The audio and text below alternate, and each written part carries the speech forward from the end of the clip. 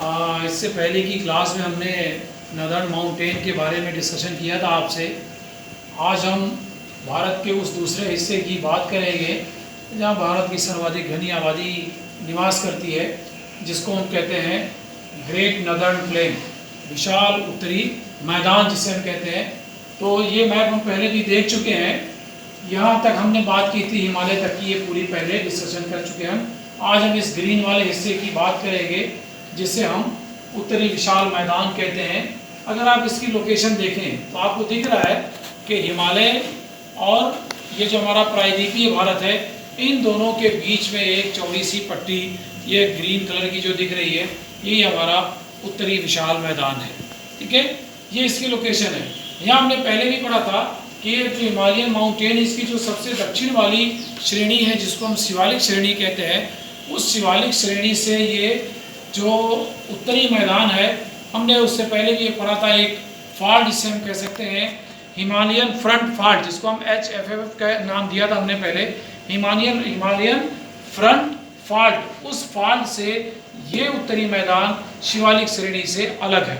ठीक है, तो ये पूरा हिस्सा जो है वो हम यूँ कह सकते हैं कि उत्तरी पर्वतीय प्रदेश और दक्षिणी प्रायद्वीपीय प्रदेश के बीच में ये हिस्सा लोकेटेड है, जिसका विस्तार अगर हम यहाँ देखें तो ये राजस्थान और ये पंजाब से लेके कहाँ तक गया हुआ है, आसाम तक। तो इसका अगर हम डिटेल डिस्कशन करें तो आगे के स्लाइड में आप देखेंगे ये पूरा जो हिस्सा है जिसको हम नदर्न प्लेन कहते हैं, वो जो लोकेशन आपने देखी है उसी के बारे में एक डिस्कशन ये है कि इसको हम सतलज गंगा प्लेन भी कहते हैं। कभी कभी इसको जब हम पाकिस्तान में प्रवाहित होने वाली सिंधु नदी को जोड़ लेते हैं तो उस पूरे हिस्से को मिला के इसे हम इंडो गैंजेटिक प्लेन भी कहते हैं। यहाँ हम सतलज गंगा इसलिए कहते हैं कि इसका अधिकांश भूभाग जो है वो सतलज तथा गंगा एवं इसकी सहायक नदियों द्वारा निक्षेपित पदार्थों के द्वारा इसका निर्माण हुआ है। साथ ही साथ जब हम पूर्व की तरफ जाते हैं आसाम में, तो वहाँ ब्रह्मपुत्र नदी है। तो इन तीनों नदियों को, सतलज, गंगा और ब्रह्मपुत्र नदियों तथा इनके सहायक जो नदियां हैं, उनके द्वारा लाए गए निक्षेपों से इस विशाल मैदानी भूभाग का निर्माण हुआ है, जो विश्व की कुछ जो उपजाऊ मैदान है, कांप मैदान जिसे हम कहते हैं, लिखा हुआ एलुवियल प्लेन, ये विश्व के कुछ उपजाऊ मैदानों में से एक मैदान है जिसे उपजाऊ मैदानों में नाम दिया जाता है। पो वैलू जो इटली की है, इसी तरह से इरावती जो थाईलैंड की है।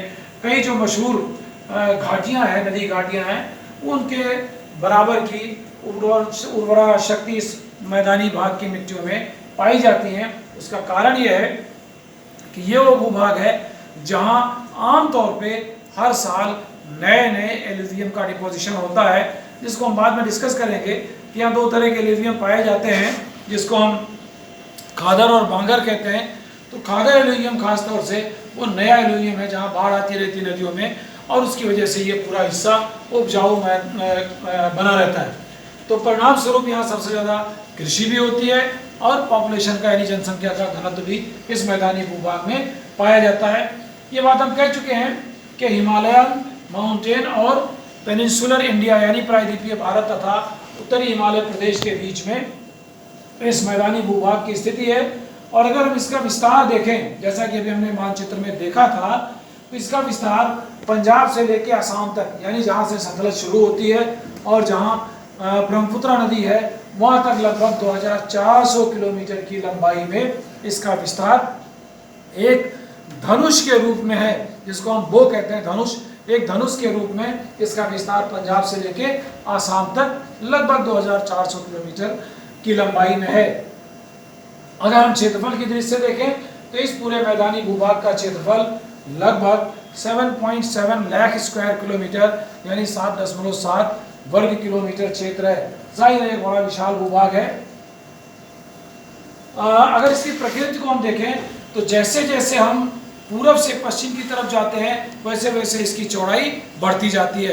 तो अगर हम आसाम की तरफ देखें, यहाँ इसकी चौड़ाई जो है लगभग 150 किलोमीटर है, लेकिन जैसे जैसे हम पश्चिम की तरफ जाते हैं, पंजाब हरियाणा तक पहुँच के इसकी चौड़ाई लगभग 500 किलोमीटर की चौड़ाई में ये हो जाता है।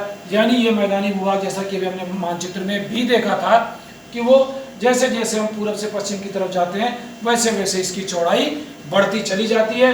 ये 150 किलोमीटर की चौड़ाई लगभग 500 किलोमीटर की चौड़ाई में बदल जाती है। इसका मतलब यह है कि इसका विस्तार जो है वो पश्चिम की तरफ बढ़ता जाता है। इसीलिए पश्चिमी जो मैदानी भाग है इसका, वहाँ जो है वो कृषि की दृष्टि से ज़्यादा विकास हुआ है। ये जो बात लिखी हुई है कि इसकी डेप्थ जो है, इसकी गहराई, यानी इस मैदानी भूभाग के मिट्टियों की मोटाई कितनी है, इसमें अलग अलग एरिया में अलग अलग मोटाई पाई जाती है। इसमें भी जैसे जैसे हम पूरब से पश्चिम की तरफ देखते हैं वैसे वैसे इसकी मोटाई में वृद्धि होती जाती है। यानी इसके मध्यवर्ती भाग में भी सबसे ज़्यादा मोटाई पाई जाती है।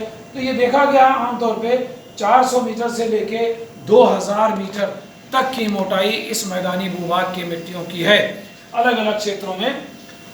जब हम इसको समुद्र तल से इसकी ऊंचाई की बात करते हैं तो ये विद्वानों ने कहा कि समुद्र तल से इस पूरे मैदानी भूभाग की जो औसत ऊंचाई है वो लगभग 250 मीटर यानी 250 मीटर के लगभग है।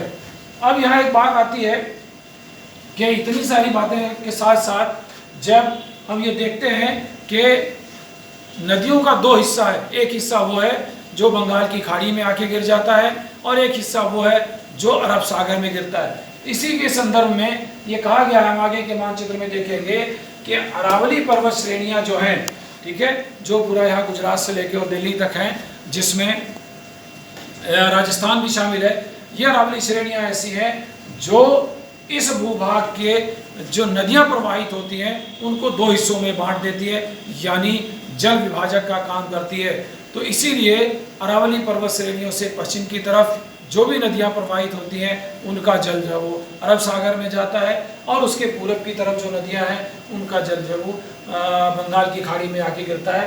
तो ये एक वाटर डिवाइड की तरह अरावली श्रेणी काम करती है between western and eastern part, पश्चिमी और पूर्वी भागों में इस मैदान के। तो ये एक सिंपल इंट्रोडक्शन था विशाल मैदानों के रूप में, और इसको हम जब विस्तृत अध्ययन करेंगे तो इसका विभाजन किया जाता है कि हम अलग अलग भागों में इसके पार्ट्स को बांट के इसका एक विस्तृत अध्ययन करेंगे, जिसका डिस्कशन हम आपको अगली क्लास में करेंगे। आज हम अपनी बात यहीं खत्म करेंगे। धन्यवाद।